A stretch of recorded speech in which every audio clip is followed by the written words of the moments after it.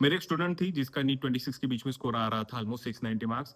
रीनीट examination हो गई, 512 marks आ रहे थे। एंड अभी वो डिप्रेस है ऑलमोस्ट, क्योंकि वो कह रही है कि मेरा पहले सिलेक्शन हो रहा था अच्छे एम्स कॉलेज के अंदर हो जाता शायद से, बट अभी तो मेरा गवर्नमेंट कॉलेज के अंदर भी नहीं होगा। ऐसे करके वो रो रही है, वो डिप्रेशन के बीच में है।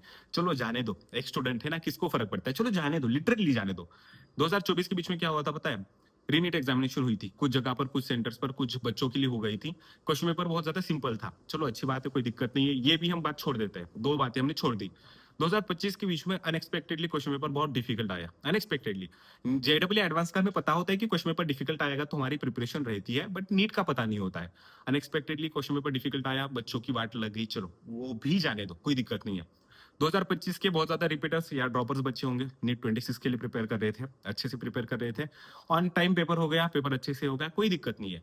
फिर बाद में न्यूज आती है कि नीट 26 का पेपर लीक हो गया था। चलो लीक हो गया, ये भी जाने देते हैं। किससे लीक हो गया? किससे लीक हो गया? जो पेपर सेट कर रहे थे ना, उन्होंने खुद से क्वेश्चन पेपर्स को या क्वेश्चंस को लीक कर दिया था। अभी वो इतना फैला कि जाने दो। अभी नीट 26 कैंसिल हो गया, चलो कोई दिक्कत नहीं, ये भी चीज हम जाने देते हैं। फिर बाद में बच्चों को एक कम टाइम पीरियड मिला पेपर को फिर से अटेम्प्ट करने के लिए, पढ़ाई करने के लिए। और दिक्कत ये थी कि बच्चों ने अपने जो ट्यूशन के एरिया थे, जैसे कि अगर मैं कहा महाराष्ट्र से पढ़ता हूँ एंड मैं पढ़ रहा था कोटा में, राजस्थान में, तो मैं तो अपने घर आ चुका था, अभी तो मुझे घर से प्रिपरेशन कर रही थी। तो मैं पहले से ही डिप्रेस था, मेरा कोचिंग भी चालू नहीं था, मैं घर में कैसे तैसे पढ़ रहा था। तो चलो ये भी ठीक है कि चलो ये भी एक्सेप्ट कर लिया।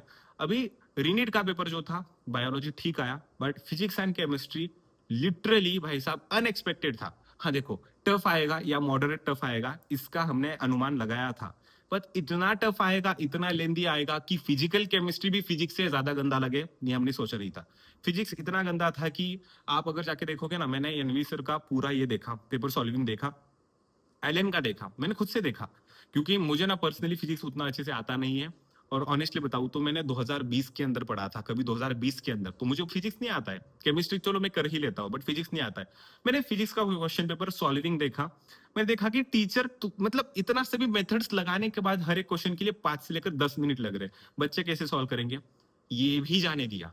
अभी पता है क्या है? कुछ बच्चों का सेंटर अबू धाबी आया था, यहाँ पर एक परबनी का, कहीं यहाँ पर बीड़ का कोई लड़का था जिसका अबू धाबी पर सेंटर आ गया, ये भी जाने दिया। अभी 11 AM को बच्चों ने कुछ एडमिट कार्ड डाउनलोड किया था, वो अपने सेंटर पर चले गए, वहां पर सेंटर पर जाने के बाद उनको कहा गया कि नहीं, आपका एडमिट कार्ड अपडेट हो चुका है, आप अभी डाउनलोड कर लो। तो वो सेंटर तक नहीं जा पाए, अपना एग्जाम नहीं दे पाए, रोने लगे। कुछ पेरेंट्स ने अपना सिर टकराया गेट से, कुछ धरने पर बैठ गए, इतना सब कुछ हो गया। अभी मतलब ऐसा है कि ऑलमोस्ट हर एक बच्चा मेरे मतलब कमेंट सेक्शन हो या जो मेरा एप्लीकेशन है वहां पर रो रहा है। आई डोंट नो क्या करना है, मुझे पता ही नहीं रिप्लाई क्या करना है, क्योंकि सच में ये ऐसा एग्जामिनेशन हो चुका है कि इसके बाद सच में एग्जाम देना है या नहीं देना, ये वर्थ इट नहीं है। स्टूडेंट्स की कुछ भी गलती नहीं है, अगर किसने पढ़ के रखा है, कुछ करके रखा है ना, कोई गलती नहीं है आपकी, क्योंकि ये सिस्टम ही अभी ऐसा चल रहा है। मैं नहीं कहूंगा कि गवर्नमेंट की गलती है, मुझे किसी को कहना ही नहीं है, बट ये क्या हो रहा है?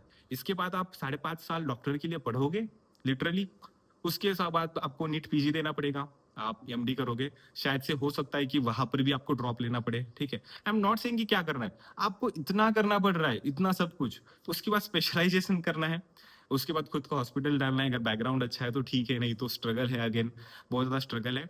सो आप इतना सब कुछ कर रहे हो अपना एक ड्रीम कंप्लीट करने के लिए यहाँ पर, क्या मतलब सच में मुझे पता नहीं है क्या बोलना है, मुझे पता नहीं है इस वीडियो को बनाना था नहीं या नहीं बनाना था।